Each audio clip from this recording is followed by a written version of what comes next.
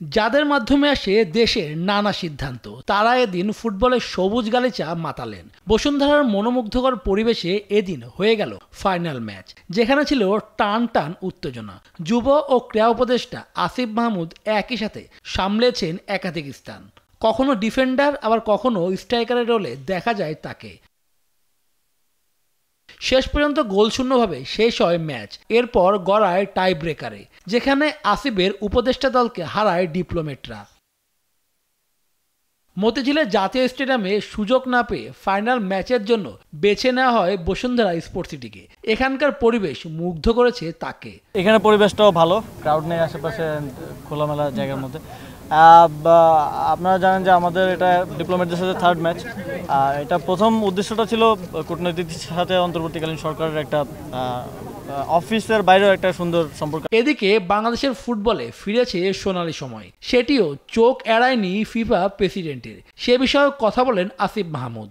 বাংলাদেশের ফুটবলটা globally celebrated হচ্ছে বাংলাদেশের ফ্যানদের জন্য, এবং বাংলাদেশের ফ্যানরা তো আমরা দেখি যে হামজা বাংলাদেশে আসার পরে লেস্টার সিটির ফলোয়ার বেড়ে গেছে বাংলাদেশের ফ্যানদের জন্য। তো আমার মনে হয় ফিফা প্রেসিডেন্টের কানেও বাংলাদেশের ফ্যানদের এই উন্মাদনাই এবং বাংলাদেশের টিমের অবশ্যই পারফরমেন্স এটা পৌঁছে দিয়েছে যে বাংলাদেশ এখন ফুটবলে গ্লোবালি ভালো করবে এবং ওয়ার্ল্ড কাপ খেলার মতো পর্যায়ে যেতে পারবে। ক্রীড়া উপদেষ্টার দায়িত্ব নিয়ে বিভিন্ন ফেডারেশন নিয়ে আলাদাভাবে কাজ করছেন তিনি। তার সাফল্য আসতে শুরু করেছে।